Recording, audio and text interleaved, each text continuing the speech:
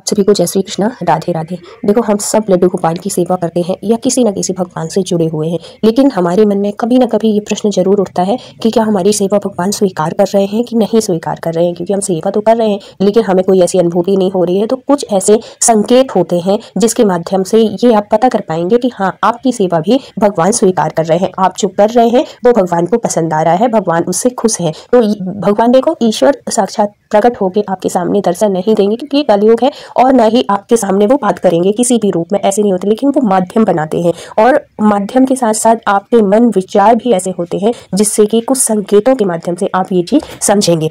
यही हुआ था रागिनी जी के साथ में। रागिनी जी बहुत टाइम से सेवा कर रही थी, इनकी लड्डू गोपाल की सेवा कर रही थी, लेकिन उनको समझ में नहीं आ रहा था कि मेरी सेवा भगवान स्वीकार कर रहे हैं कि नहीं। क्योंकि अधिकांश लोग कहते हैं कि जब लड्डू गोपाल की सेवा करो तो भगवान अनुभूति कराते हैं, और है तो मुझे तो ऐसा कुछ समझ में नहीं आता, मुझे कुछ ऐसी अनुभूति नहीं होती है, तो मैं कैसे समझूँ। तो देखो, जब हमारे मन में किसी भी तरीके की कोई शंका होती है, किसी भी तरीके के ऐसे विचार होते हैं भक्ति से लेके, तो भगवान कोई ना कोई माध्यम जरूर बनाते हैं जिससे कि आपको वो जानकारी मिले। तो अगर आपके मन में भी भगवान की सेवा को लेकर किसी भी प्रकार का डाउट है कि आप इतने दिन से सेवा कर रहे हो, इतने दिन से भक्ति कर रहे हो, और कैसे पता चले कि हमारी सेवा भगवान स्वीकार कर रहे हैं, तो ये संकेतों के माध्यम से आप सुनिए, समझिएगा, और आप भी महसूस करिएगा कि आपके अंदर ये चीजें हैं, ये कि आपके साथ ऐसा चीज होती है। अगर इनमें से कुछ चीजें भी अगर आपसे रिलेट कर रही हैं, आपसे कनेक्ट कर रही है, तो आप समझिए कि आपकी जो सेवा है वो भगवान स्वीकार कर रहे हैं। सबसे पहला तो क्या होता है, तो ये बात कैसे पता चला रागिनी जी को, क्योंकि रागिनी जी भी इतने दिन से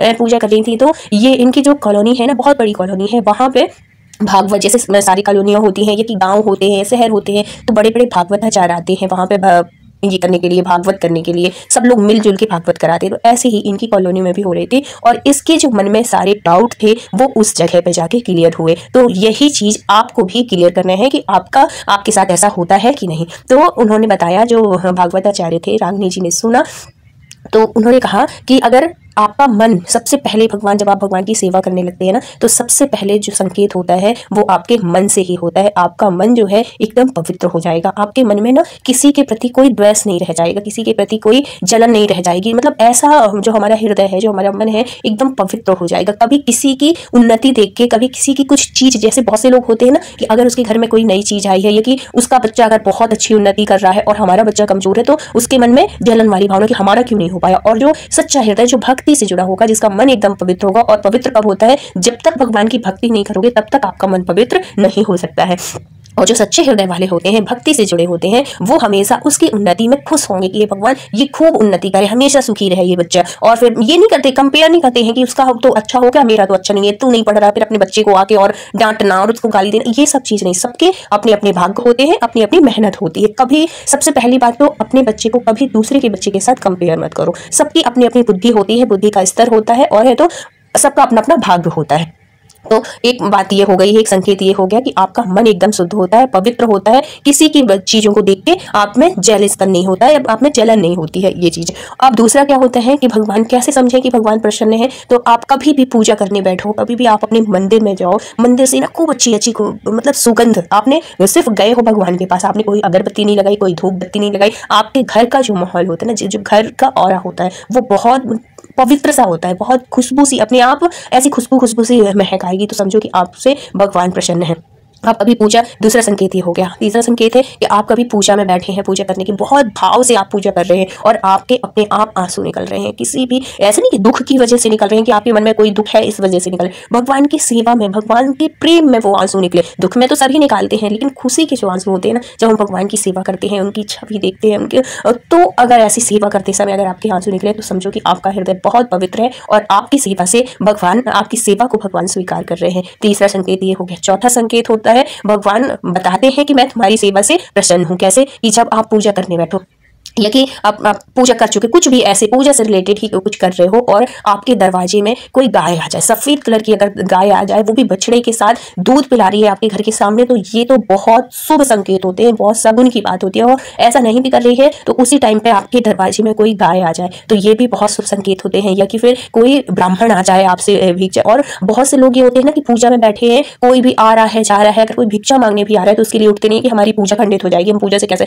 ये बहुत सौभाग्य वाली बात बात होती है कि अगर आपके पूजा के टाइम पे अगर दरवाजे में आपके कोई दस्तक दे रहा है, आ रहा है, तो उसको आप तुरंत जाइए, उसको सम्मान के साथ, उसको जैसे भी व्यवहार है उसके साथ वैसा करिए, प्रसन्न करके उसको फिर वापस आइए। अगर कोई आपके घर में आपके रिश्तेदार आए, कोई पड़ोसी आए, उसको सम्मान के साथ, ये नहीं कि आप दरवाजे से ही बोल दो कि अभी तो मैं पूजा कर रही हूँ, बाद में आना, ऐसा नहीं। ये भगवान के शुभ संकेत होते हैं, इसको आप समझिए। यही इसी माध्यम से हम ना भगवान की सेवा और भगवान से ये समझेंगे कि भगवान हमारी पूजा स्वीकार कर रहे हैं। यकीन बहुत सी बार ऐसे होते हैं ना कि हम उनके संकेतों को समझ नहीं पाते और हम गलती कर बैठते हैं।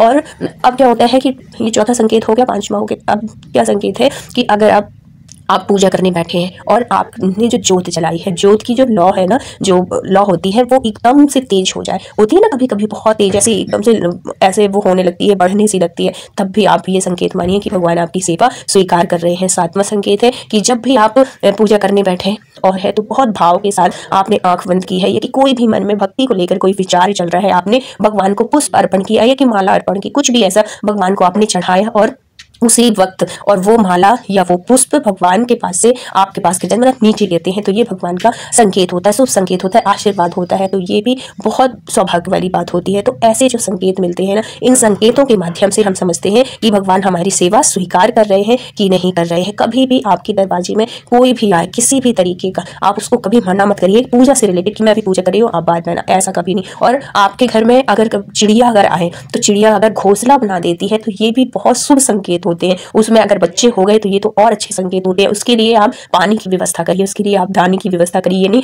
कि आपके घर में अगर उसने अपना घोंसला बनाया है तो आप उसके घोंसले को हटा के बाहर फेंक दो, ऐसे नहीं। ये शुभ संकेत के वो होते हैं, मतलब संकेत होते हैं भगवान के। अगर आपके घर में लकहरी जो होती है ना, जो लाख के बीच घरों में लगा देती है, तो ये भी बहुत शुभ संकेत होते हैं। इससे भी आप ये रिलेट करिए कि भगवान आपकी सेवा स्वीकार करते हैं, क्योंकि सबके घरों में नहीं होती, ये उनके घरों में होते हैं जिसकी भगवान सेवा स्वीकार करते हैं, या कि लक्ष्मी के आगमन का प्रतीक होता है। लक्ष्मी जब आने वाली होती है तब ऐसे संकेत होते हैं। अगर आपके घर में कोई कभी आप जैसे आप पूजा करके उठे हो, या कि कहीं जा रहे हो, किसी काम को लेकर जा रहे हो, और कोई सामने से मतलब जल का भरा हुआ कलश लेके, मटकी लेके सामने से आ रहा हो, ये भी बहुत शुभ संकेत होते हैं कि आपका वो कार्य जरूर पूरा होगा। ऐसे शुभ संकेत, ऐसे बहुत से शुभ संकेत होते हैं जिसके माध्यम से आप ये अनुभव कर पाएंगे कि हमारी सेवा स्वीकार्य हो रही है। क्योंकि पूजा तो सब कर रहे हैं और सबके मन में ये विचार होता है कि क्या हम सही दिशा में चल रहे हैं या नहीं, मतलब नहीं चल रहे हैं हमारे, क्योंकि भगवान ऐसे तो है नहीं कि बात करके बता दें कि हाँ मैं तुम्हारी सेवा स्वीकार कर रहा हूँ। तो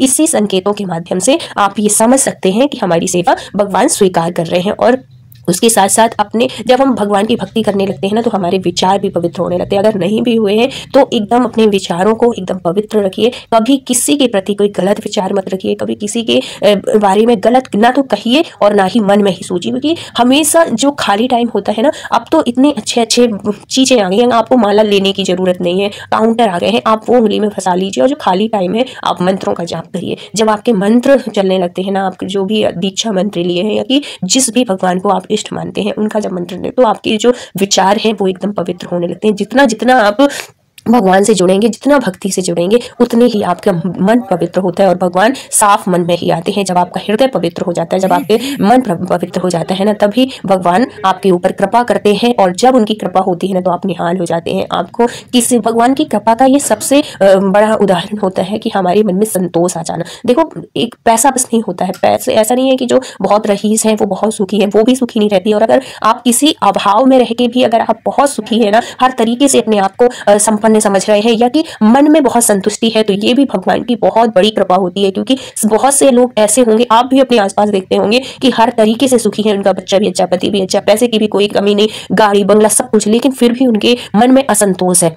तो अगर इसके अभाव में आपके पास इतना सब कुछ नहीं भी है, अभाव है जीवन में, फिर भी आपका मन एकदम प्रसन्न है, एकदम खुश है आप, तो इसमें अपने प्रभु की बहुत कृपा समझिए। ये समझिए कि साक्षात कृपा आपके ऊपर हो रही है। इसलिए प्रसन्न रहना और संतुष्ट रहना, ये सबसे बड़ा गुण होता है भक्त का। अगर वो भक्ति के लाइन में है तो समझिए कि आपकी भक्ति भगवान स्वीकार कर रहे हैं। अगर आप अपने मन से बहुत खुश रहते हैं किसी भी चीज को लेकर, कभी आपके मन में ये नहीं रहता, मतलब असंतोष नहीं रहता, तो आप इसके लिए भगवान को बहुत धन्यवाद दीजिए। और धन्यवाद की तो ऐसा है कि हर पल आप भगवान को, हर एक चीज में, हर एक उस बात में आप भगवान को धन्यवाद देंगे। जब आप भगवान को हर एक चीज़ में धन्यवाद देने लगते हैं ना, तो आपका वो जो मन है ना और पवित्र होता जाता है। आपको हर एक चीज़ में भगवान की कृपा समझ में आती है। इसलिए जो भी भक्ति करिए, जो भी भक्ति से जुड़े हुए हैं, अपने आप को एकदम पवित्र रखिए और मन से, हृदय से एकदम पवित्र रहिए, निश्चल रहिए, निर्मल रहिए। तो भगवान ऐसे मन वालों से भगवान बहुत जल्दी प्रसन्न होते हैं और एकदम से बिल्कुल भगवान इतनी कृपा बरसाते हैं, इतनी कृपा बरसाते हैं कि आप कभी सोचे भी नहीं होंगे ऐसी स्थिति में आप आ जाते हैं। हर तरीके से जब आप भगवान के ऊपर सब कुछ छोड़ देते हैं ना, तो उनकी जिम्मेदारी होती है कि इसका हमें कैसे पूरा करना है और कैसे अच्छे से अच्छा करना है। इसलिए अपने इष्ट पर विश्वास रखिए, अपने लड्डू गोपाल, अपने कन्हैया जिसकी भी सेवा करते हैं उन पर पूर्ण विश्वास रखिए। दुनिया के ऊपर विश्वास से अच्छा है आप भगवान को अब सब कुछ सौंप दो और उनकी शरण में हो जाओ, फिर देखना वो कितनी कृपा करते हैं। तो ये जो निधि जी थी, इनकी सारा जो डाउट था ये सब कुछ क्लियर हुआ उस भागवत कथा से। और ये थी भी बहुत अच्छी हृदय की, बहुत अच्छे मन की। और जो भी भगवान से जुड़ता है ना, वो एकदम पवित्र होता है, क्योंकि भगवान से वही इंसान जुड़ सकता है जिसको भगवान चाहते हैं। आप चाह के भी उनसे नहीं जुड़ पाओगे अगर उनकी इच्छा नहीं होगी।